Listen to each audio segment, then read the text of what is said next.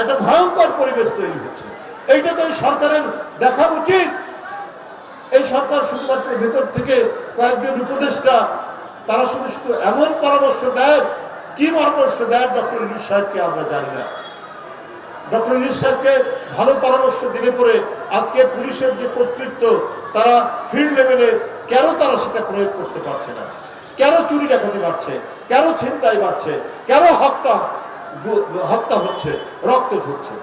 এই যে সামাজিক যে অনাচার, এই অনাচার বন্ধের দায়িত্ব তো সরকার, আর এই সরকারকে তো সমস্ত রাজনৈতিক দল সমর্থন দিয়েছে। কারো কোনো নিরাপত্তা ছিল না।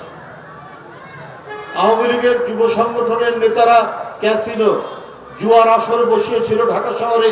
50টা ক্যাসিনোর আমরা খবর পেয়েছি।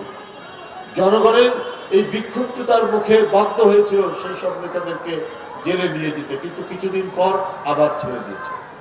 একটা অনাচার অবিচারের রাজত্ব কায়েম করেছিল শেখ হাসিনার আমল। লুট, টাকা পাচার এটা যেন জীবনের একটা অঙ্গ করে দিয়েছিলেন শেখ হাসিনা। সে এবং তার পরিবার এবং তার ঘনিষ্ঠ লোকরা তারা অবাধে লুটপাট করবে। আইন কানুন নিয়ম কোনো কিছু তোয়াক্কা করেনি। শেখ হাসিনার বাড়ি আছে না ঢাকা শহরে ধানমন্ডিতে সুধা ভবন, তারপরেও তার ছেলের নামে আপনার পূর্বাচলে 10 কাঠা জমি, তার মেয়ের নামে জমি, তার ভাগ্নির নামে জমি, তার ভাগ্নার নামে জমি। আমাদের আইনে আছে, আপনার যদি নিজস্ব বসত বাড়ি থাকে, আপনার ফ্ল্যাট থাকে, রাজুকের আইন হচ্ছে আপনি আর কোনো প্লট পাবেন না, আর কোনো আপনি এখানে কোনো বাড়ি করতে পারবেন না। কিন্তু শেখ হাসিনার জন্য কোনো আইন দরকার ছিল না, কোনো কিছুই দরকার ছিল না। এবং যে এর প্রতিবাদ করবে তার পরিণতি তিনি তৈরি করেছিলেন, সৃষ্টি করেছিলেন গুম। পরিবার থেকে ধরে নিয়ে যেতেন বিরোধী দলের নেতা কর্মীদেরকে, অদৃশ্য করে দিতেন। শুধু নেতা কর্মী নয়, আপনার এমপি এবং জাতীয় নেতাদেরকেও অনেককে আপনার গুম করে দিয়েছেন, অদৃশ্য করে দিয়েছেন।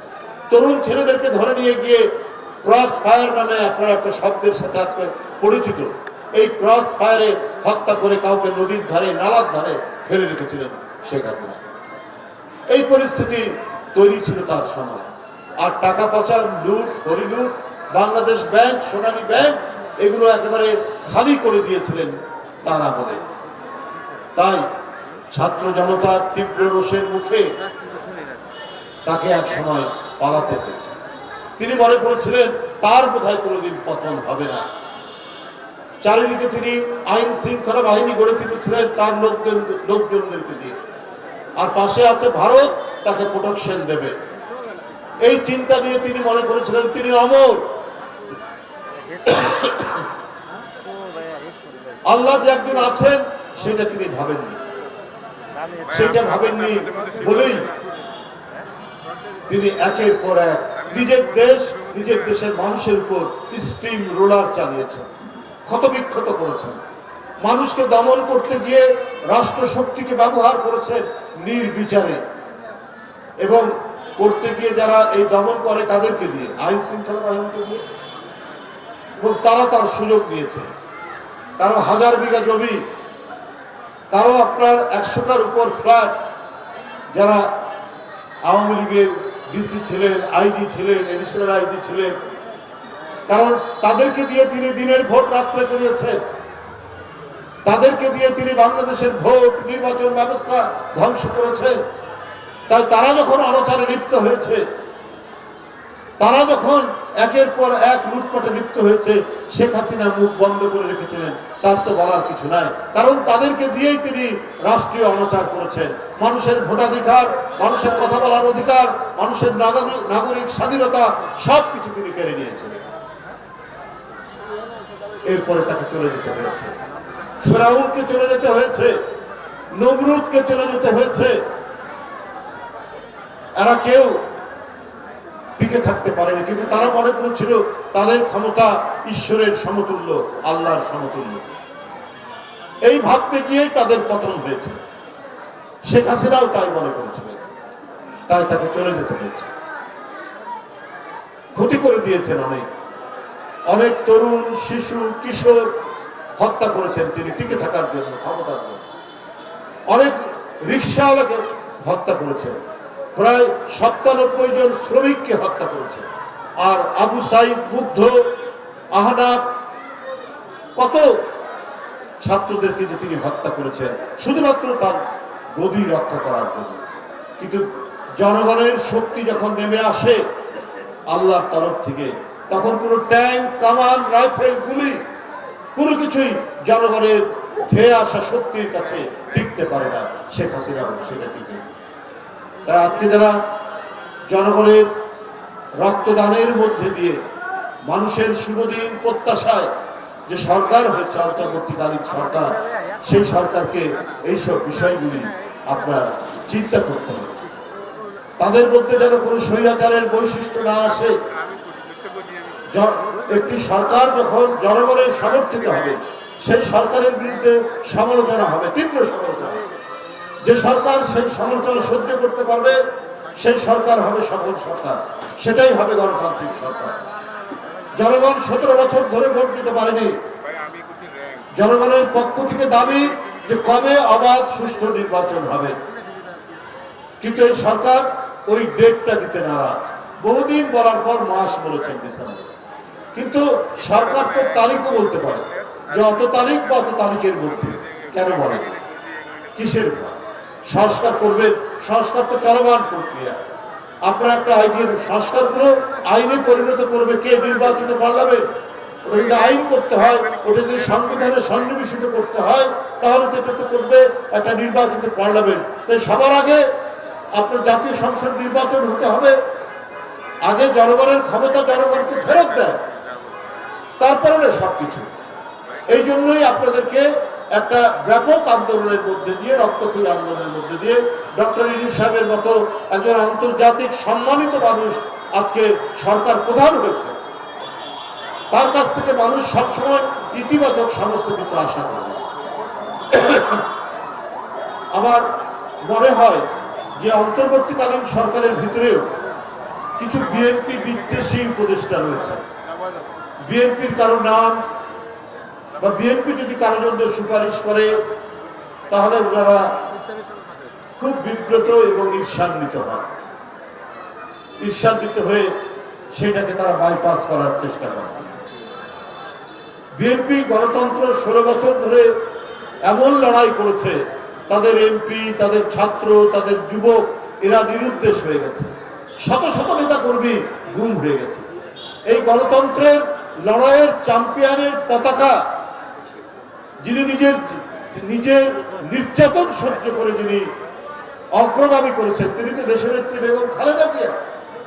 একটা ভাঙা দেওয়াল ঘেরা একটা জেলখানার মধ্যে অসুস্থ নেত্রীকে বন্দী করে রেখে তাকে যেভাবে নিপীড়ন করেছেন শেখ হাসিনা, তারপরেও গণতন্ত্রের প্রশ্নে, অবাধ সুষ্ঠু নির্বাচনের জন্য, মানুষের নাগরিক স্বাধীনতার জন্য, আপনার ন্যায় বিচার প্রতিষ্ঠার জন্য, মানবিক সাম্যের জন্য তিনি লড়াই করেছেন। এতটুকু বিচ্যুত হন, তার অবদান তো সবচেয়ে বেশি। আর সেই বিএনপির কথা শুনলে পরে অন্তর্বর্তীকালীন সরকারের কোনো উপদেষ্টারা গোস্বা হন যে না, এরা বিএনপির লোক, এরা ইয়ে করে, এটা ইয়ে করা যাবে। কিন্তু আজকে আমাদের অনেকের রক্তের বিনিময়ে তো আপনারা ক্ষমতায়। আজকে আমরা যদি সমালোচনা করি, আজকে একজন ভদ্র মহিলা ব্যাংকে চাকরি করে এবং বড় অফিসার নিজেই বলছেন যে আমি বেতন পাই 6 ডিজিটের বেশি, মানে লাখ টাকার বেশি, কিন্তু তিনি বাজারে এসে বলছে আমি লেবু না কিনেই ফেরত যাচ্ছি। যে লাখ টাকার উপরে বেতন পান তিনি লেবু কিনতে পারছেন না, যে লেবু হচ্ছে আপনার এই রমজান মাসে অত্যন্ত অপরিহার্য একটি কৃষি পণ্য, তার সামর্থ্যের মধ্যে কুলাচ্ছে না। আমি আজকেই আস্তে আস্তে একটি গণমাধ্যমে দেখছিলাম। তো এই জন্য সমালোচনা করা যাবে না, এই জন্য আপনাদের বিরুদ্ধে কথা বলা যাবে না। আপনাদের তো প্রথম দায়িত্ব ছিল সিন্ডিকেট ভাঙা। 2টা সিন্ডিকেট, একটা হচ্ছে মানুষের খাবার নিয়ে, মানুষের আহার নিয়ে, মানুষের খাদ্য নিয়ে যে সিন্ডিকেট করেছে, এরা সব আওয়ামী দোসরদের, শেখ হাসিনার লোক। এরা আজকে গ্রেপ্তার হয় না কেন? আজকে এদের কারণেই আপনার নিত্য প্রয়োজনীয় জিনিস, আর রোজার মাসে মানুষ একটু ভিন্ন ধরনের খাবার খায়। আপনার পেঁয়াজি খায়, পেঁয়াজ দরকার, কাঁচামরিচ দরকার, বুটের ডাল দরকার, তো এই সমস্ত জিনিসের দাম তো কম হওয়া উচিত, তো সেটা এখন কম হচ্ছে না কেন? এই জন্য তো আমরা সমালোচনা করবো সরকারের, যে আপনার সিন্ডিকেট কেন ভাবতে পারছে না আপনার আইন শৃঙ্খলা বাহিনী, তারা কি করছে?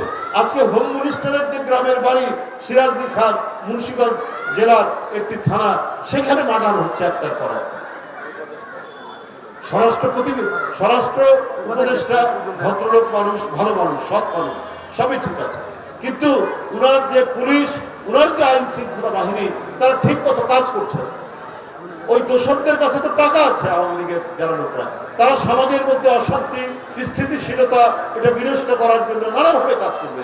এই যে আমিনুল বলেছে মব কালচার, মব জাস্টিস, কেন?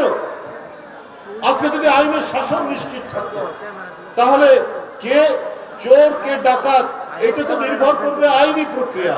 এর জন্য তো আছে আদালত, পুলিশ গ্রেফতার করবে, আদালত বিচার করবে। মানুষ তো নিজের হাতে আইন নেবে কেন? যদি আইনের শাসন কায়েম করা যেত, তাহলে এই মব জাস্টিস, এই মব কালচারের তৈরি হতো না। আজকে গ্রামের মধ্যে, যে গতকালই তো ঘটনা, গত পরশু দিন গ্রামের মধ্যে মসজিদের মাইকে আজান দিয়ে বলেছে ডাকাত করেছে, চারিদিক থেকে গ্রামবাসী ছুটে এসে কয়েকজন লোক মারা গেছে।